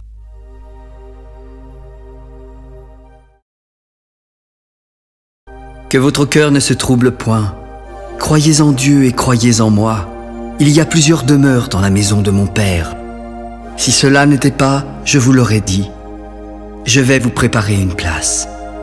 Lorsque je m'en serai allé et que je vous aurai préparé une place, je reviendrai pour vous prendre avec moi, afin que là où je suis, vous y soyez aussi. Vous savez où je vais, et vous en connaissez le chemin. Thomas lui dit « Seigneur, nous ne savons où tu vas. Comment pouvons-nous en connaître le chemin ? » Je suis le chemin, la vérité et la vie. Nul ne vient au Père que par moi. Si vous me connaissiez, vous connaîtriez aussi mon Père. Et dès maintenant, vous le connaissez et vous l'avez vu. Seigneur, montre-nous le Père, et cela nous suffit. Il y a si longtemps que je suis avec vous, et tu ne m'as pas connu, Philippe ? Celui qui m'a vu a vu le Père. Comment peux-tu dire « Montre-nous le Père » ? Ne crois-tu pas que je suis dans le Père et que le Père est en moi ? Les paroles que je vous dis, je ne les dis pas de moi-même. C'est le Père qui demeure en moi qui fait les œuvres. Croyez-moi, je suis dans le Père et le Père est en moi. Croyez du moins à cause de ses œuvres. En vérité, je vous le dis, celui qui croit en moi fera aussi les œuvres que je fais, et il en fera de plus grandes parce que je m'en vais au Père.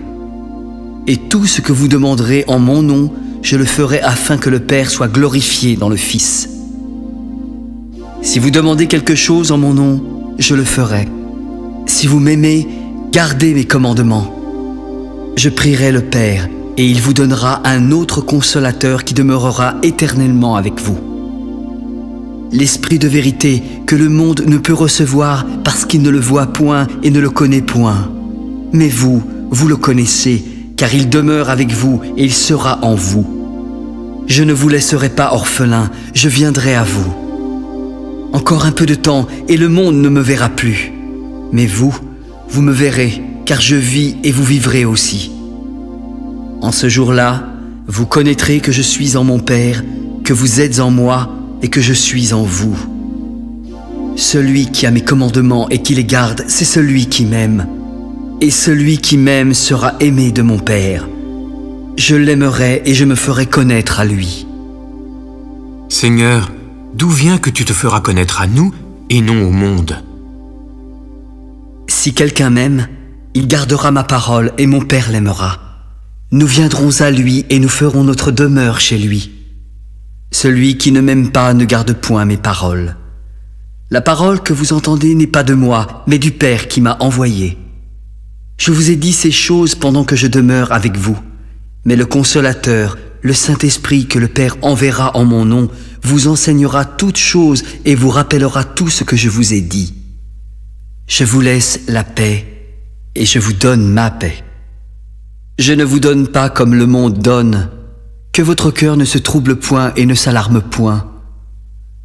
Vous avez entendu que je vous ai dit, je m'en vais et je reviens vers vous.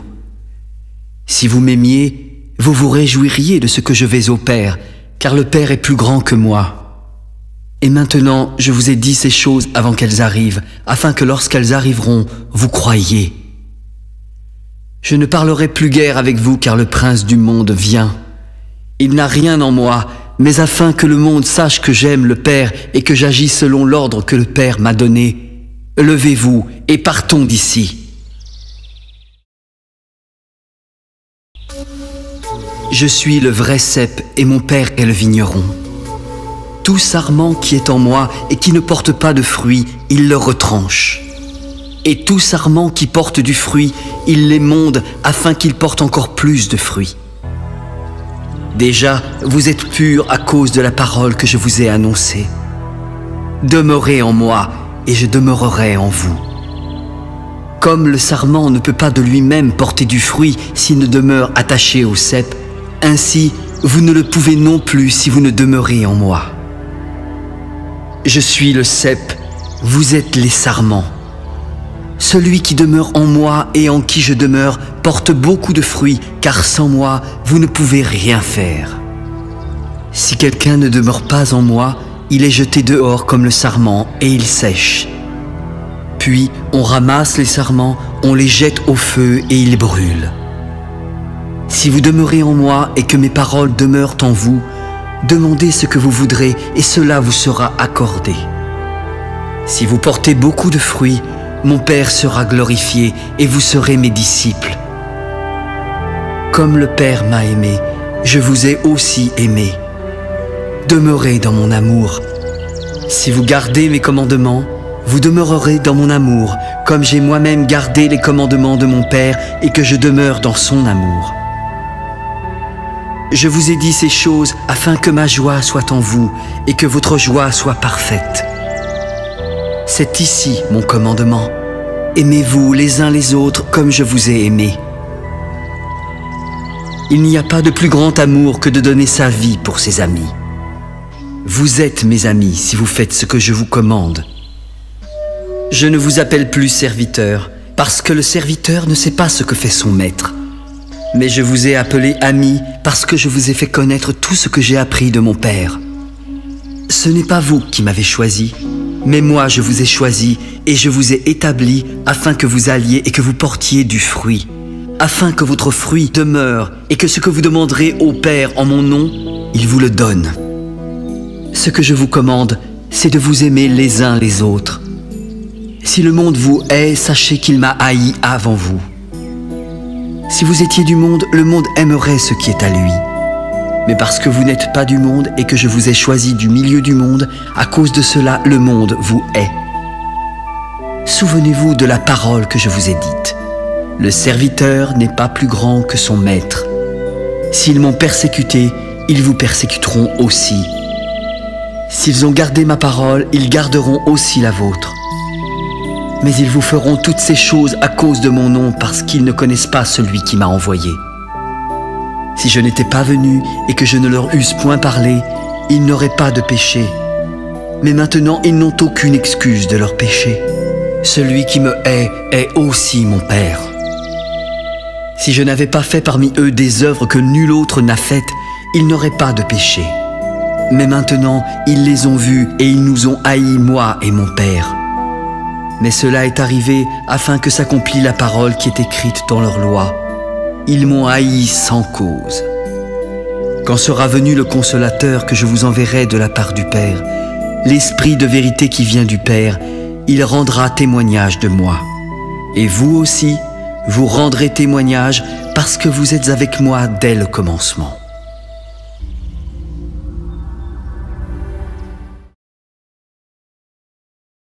Je vous ai dit ces choses afin qu'elles ne soient pas pour vous une occasion de chute. Ils vous excluront des synagogues, et l'heure vient même où quiconque vous fera mourir croira rendre un culte à Dieu. Ils agiront ainsi parce qu'ils n'ont connu ni le Père ni moi.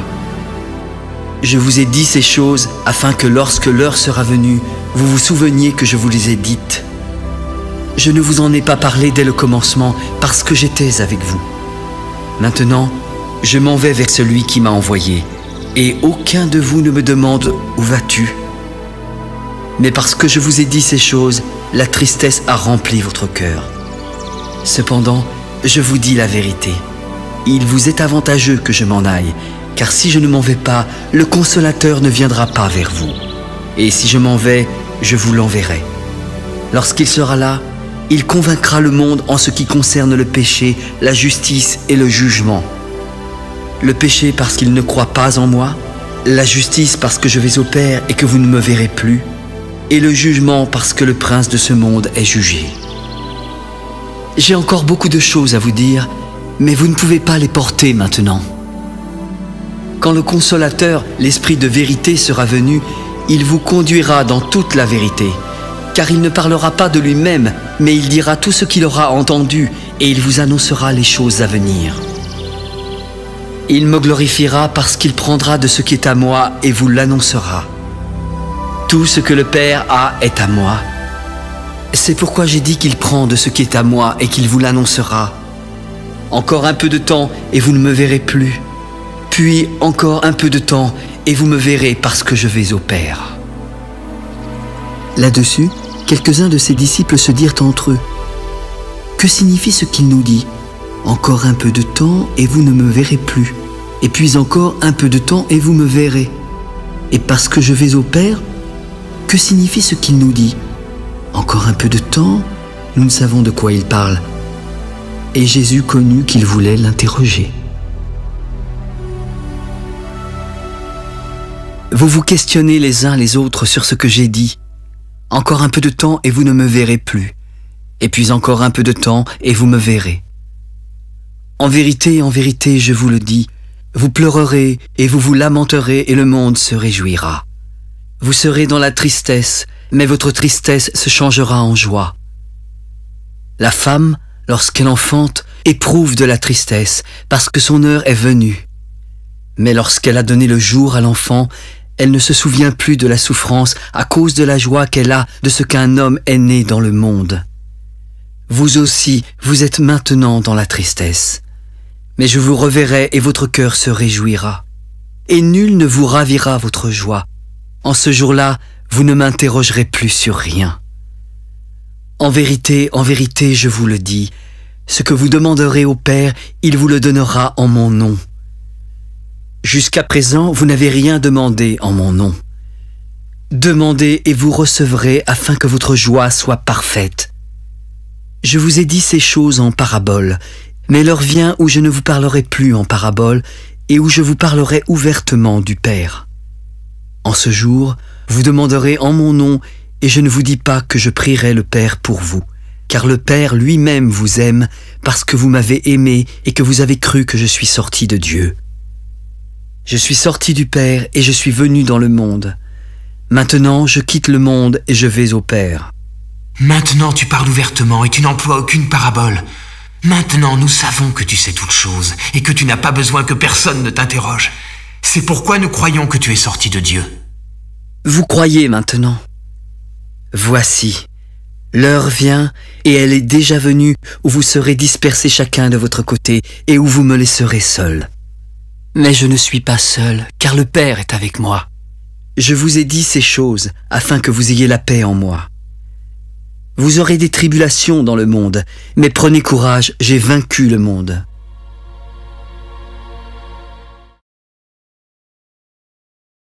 Après avoir ainsi parlé, Jésus leva les yeux au ciel. « Père, l'heure est venue. Glorifie ton Fils afin que ton Fils te glorifie, selon que tu lui as donné pouvoir sur toute chair, afin qu'il accorde la vie éternelle à tous ceux que tu lui as donnés. La vie éternelle, c'est qu'ils te connaissent, toi, le seul vrai Dieu, et celui que tu as envoyé, Jésus-Christ. Je t'ai glorifié sur la terre, et j'ai achevé l'œuvre que tu m'as donnée à faire. Maintenant, Père, glorifie-moi auprès de toi-même, de la gloire que j'avais auprès de toi avant que le monde fût. J'ai fait connaître ton nom aux hommes que tu m'as donnés du milieu du monde. Ils étaient à toi, tu me les as donnés et ils ont gardé ta parole. Maintenant, ils ont connu que tout ce que tu m'as donné vient de toi. Je leur ai donné les paroles que tu m'as données et ils les ont reçues. Ils ont vraiment connu que je suis sorti de toi et ils ont cru que tu m'as envoyé. C'est pour eux que je prie. Je ne prie pas pour le monde, mais pour ceux que tu m'as donnés, parce qu'ils sont à toi. Tout ce qui est à moi est à toi, et tout ce qui est à toi est à moi, et je suis glorifié en eux. Je ne suis plus dans le monde. Ils sont dans le monde et je vais à toi. Père Saint, garde en ton nom ceux que tu m'as donnés, afin qu'ils soient un comme nous. Lorsque j'étais avec eux dans le monde, je les gardais en ton nom. J'ai gardé ceux que tu m'as donnés, et aucun d'eux ne s'est perdu, sinon le fils de perdition, afin que l'écriture fût accomplie. Et maintenant, je vais à toi, et je dis ces choses dans le monde, afin qu'ils aient en eux ma joie parfaite. Je leur ai donné ta parole, et le monde les a haïs, parce qu'ils ne sont pas du monde, comme moi je ne suis pas du monde. Je ne te prie pas de les ôter du monde, mais de les préserver du mal. Ils ne sont pas du monde comme moi, je ne suis pas du monde. Sanctifie-les par ta vérité, car ta parole est la vérité. Comme tu m'as envoyé dans le monde, je les ai aussi envoyés dans le monde. Et je me sanctifie moi-même pour eux, afin qu'eux aussi soient sanctifiés par la vérité. Ce n'est pas seulement pour eux que je prie, mais encore pour ceux qui croiront en moi par leur parole, afin que tous soient un comme toi, Père, tu es en moi, et comme je suis en toi, afin qu'eux aussi soient un en nous, pour que le monde croie que tu m'as envoyé. Je leur ai donné la gloire que tu m'as donnée, afin qu'ils soient un comme nous sommes un. Moi en eux et toi en moi, afin qu'ils soient parfaitement un, afin que le monde connaisse que tu m'as envoyé et que tu les as aimés comme tu m'as aimé. Père, je veux que là où je suis, ceux que tu m'as donnés soient aussi avec moi, afin qu'ils voient ma gloire, la gloire que tu m'as donnée, parce que tu m'as aimé avant la fondation du monde. Père juste, le monde ne t'a point connu, mais moi je t'ai connu, et ceux-ci ont connu que tu m'as envoyé. Je leur ai fait connaître ton nom, et je leur ferai connaître afin que l'amour dont tu m'as aimé soit en eux, et que je sois en eux.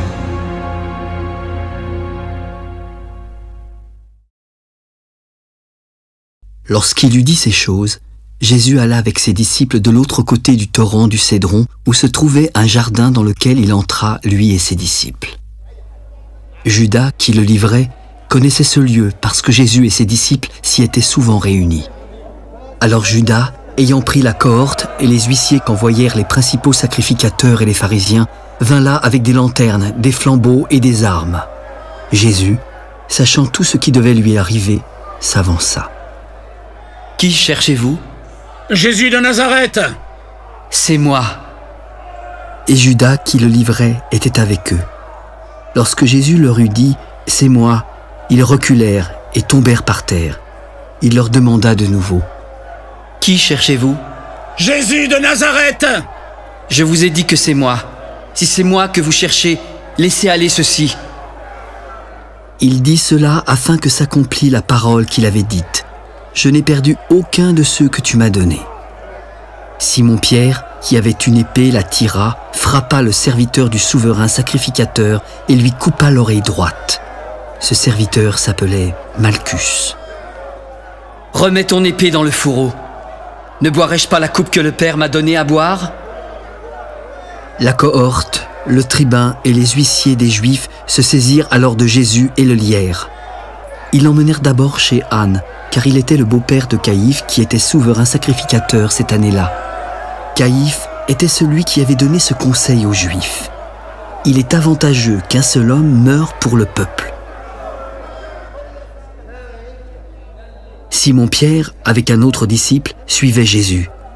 Ce disciple était connu du souverain sacrificateur et il entra avec Jésus dans la cour. Mais Pierre resta dehors près de la porte.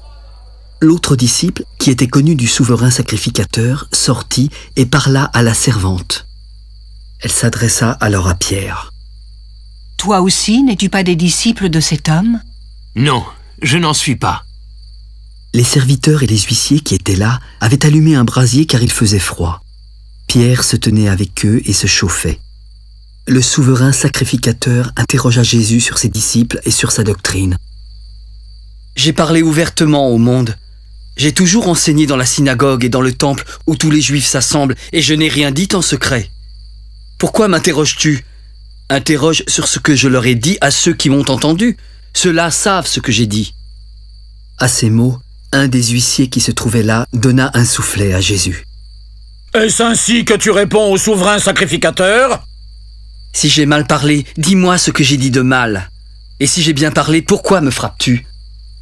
Anne l'envoya lié à Caïphe, le souverain sacrificateur. Simon-Pierre était là et se chauffait. « Toi aussi, n'es-tu pas de ses disciples ?» ?»« Non, non, je n'en suis pas. » Un des serviteurs du souverain sacrificateur, parent de celui à qui Pierre avait coupé l'oreille, lui dit « Ne t'ai-je pas vu avec lui dans le jardin ?» Pierre le nia de nouveau et aussitôt le coq chanta. C'était le matin et ils conduisirent Jésus de chez Caïphe au prétoire. Ils n'entrèrent pas eux-mêmes dans le prétoire afin de ne pas se souiller et de pouvoir manger la Pâque. Pilate sortit donc pour aller avec eux. « Quelle accusation portez-vous contre cet homme ?»« Si ce n'était pas un malfaiteur, nous ne te l'aurions pas livré. »« Prenez-le vous-même et jugez-le selon votre loi. » « Il ne nous est pas permis de mettre personne à mort. » C'était afin que s'accomplît la parole que Jésus avait dite, lorsqu'il indiqua de quelle mort il devait mourir. « Jésus, es-tu le roi des Juifs ?» Est-ce de toi-même que tu dis cela, ou d'autres te l'ont-ils dit de moi ? Moi, suis-je juif ? Ta nation et les principaux sacrificateurs t'ont livré à moi. Qu'as-tu donc fait ? Mon royaume n'est pas de ce monde. Si mon royaume était de ce monde, mes serviteurs auraient combattu pour moi, afin que je ne fusse pas livré aux Juifs. Mais maintenant mon royaume n'est point d'ici-bas. Ainsi tu es roi. Tu le dis, je suis roi. Je suis né et je suis venu dans le monde pour rendre témoignage à la vérité.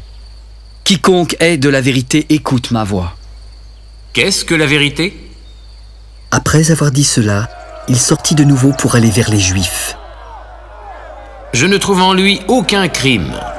Mais comme c'est parmi vous une coutume que je vous relâche quelqu'un à la fête de Pâques, voulez-vous que je vous relâche le roi des Juifs ? Alors de nouveau tous s'écrièrent « Non, pas lui, mais Barabbas !» Or, Barabbas était un brigand. Alors Pilate prit Jésus et le fit battre de verges. Les soldats tressèrent une couronne d'épines qu'ils posèrent sur sa tête et ils le revêtirent d'un manteau de pourpre.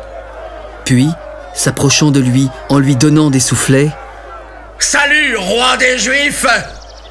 Pilate sortit de nouveau.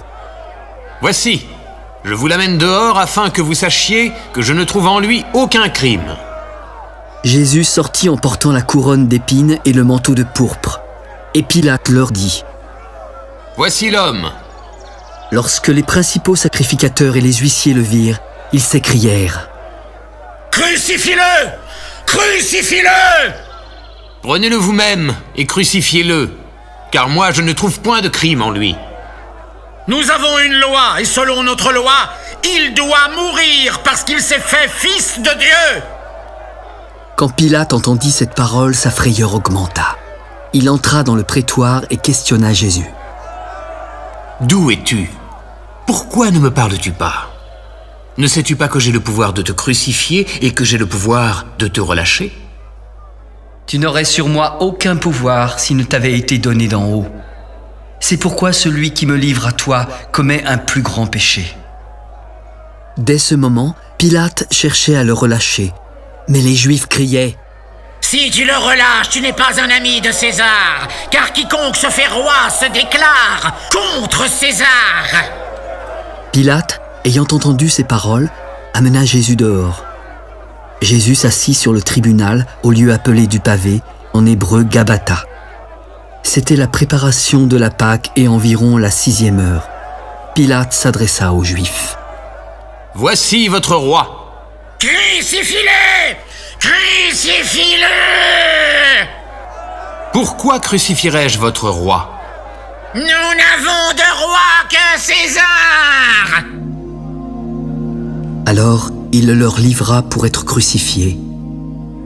Ils prirent donc Jésus et l'emmenèrent. Jésus, portant sa croix, arriva au lieu dit du crâne, qui se nomme en hébreu Golgotha. C'est là qu'il fut crucifié et 2 autres avec lui. Un de chaque côté et Jésus au milieu. Pilate fit une inscription qu'il plaça sur la croix et qui était ainsi conçue. Jésus de Nazareth, roi des Juifs. Le lieu où Jésus fut crucifié était près de la ville et beaucoup de Juifs lurent cette inscription. Elle était en hébreu, en grec et en latin.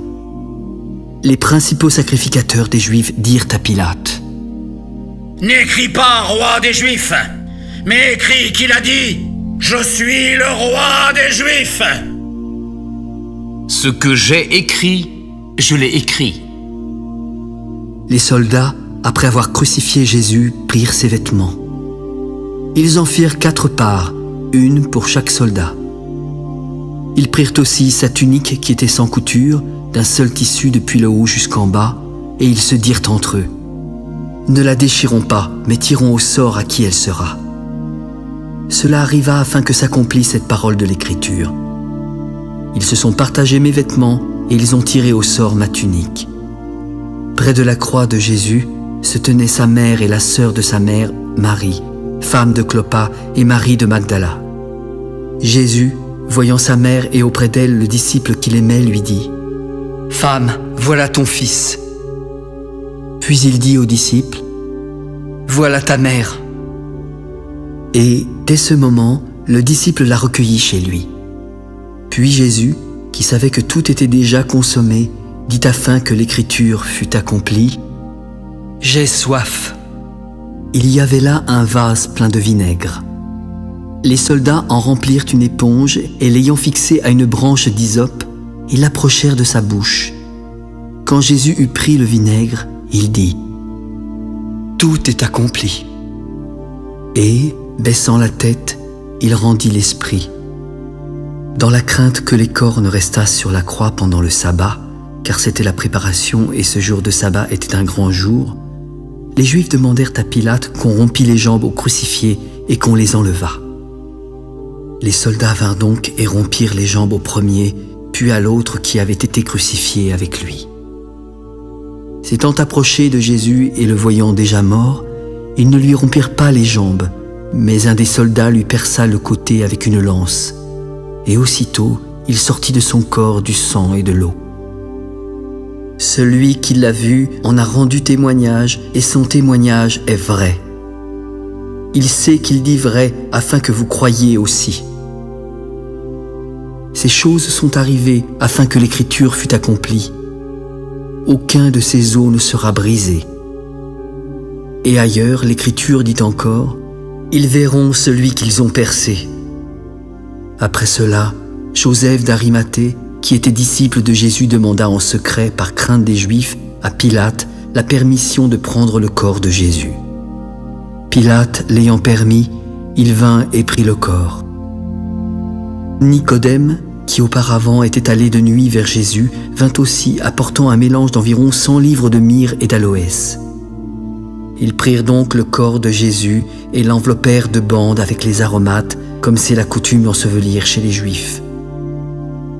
Il y avait un jardin dans le lieu où Jésus avait été crucifié, et dans ce jardin, un sépulcre neuf où personne encore n'avait été mis. Ce fut là qu'ils déposèrent Jésus, à cause de la préparation des Juifs et parce que le sépulcre était proche.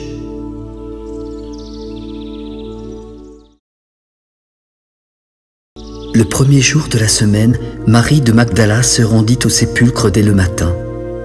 Il faisait encore obscur et elle vit que la pierre était ôtée du tombeau.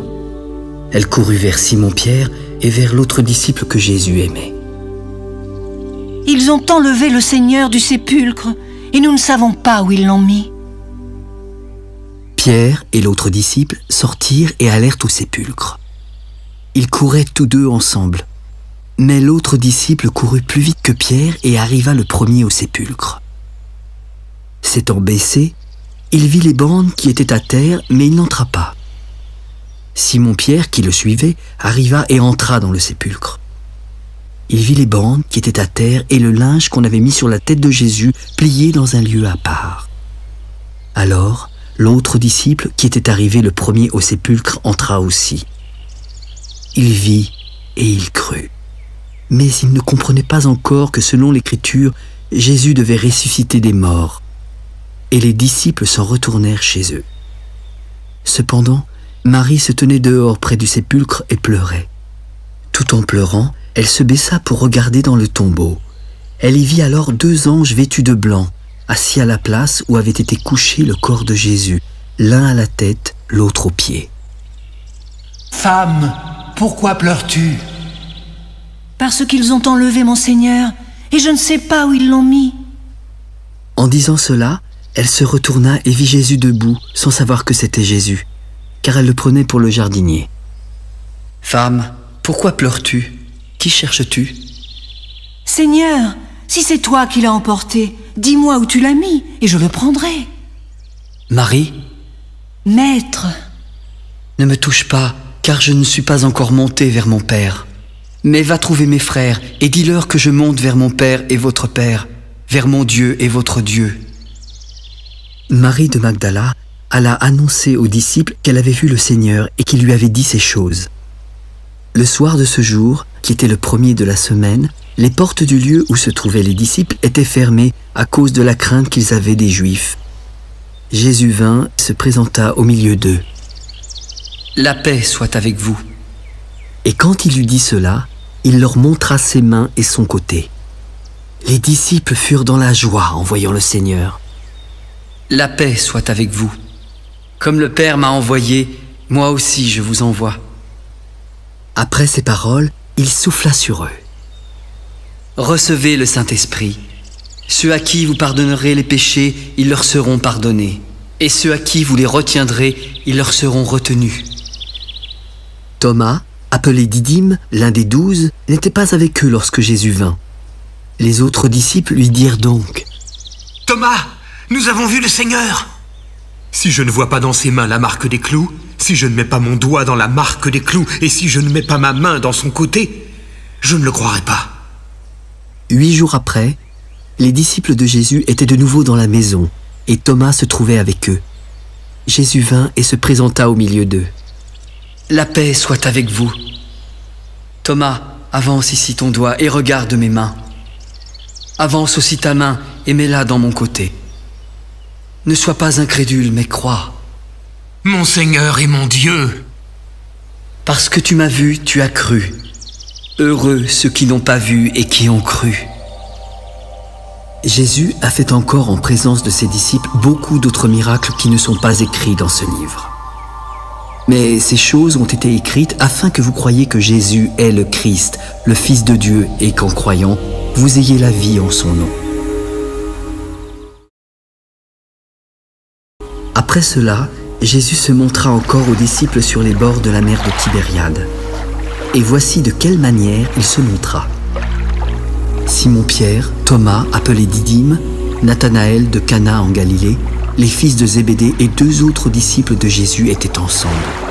Simon-Pierre leur dit : « Je vais pêcher.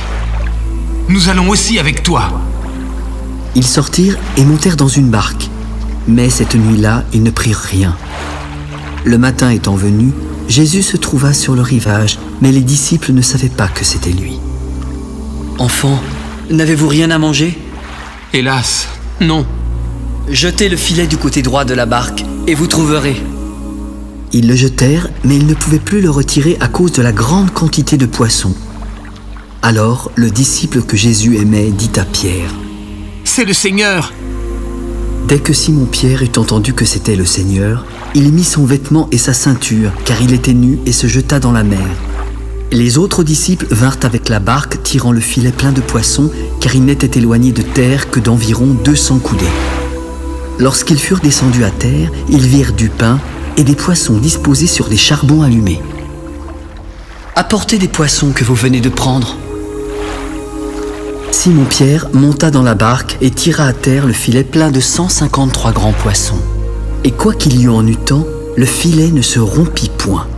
« Venez et mangez. » Et aucun des disciples n'osait lui demander qui il était, sachant que c'était le Seigneur. Jésus s'approcha, prit le pain et leur en donna. Il fit de même du poisson.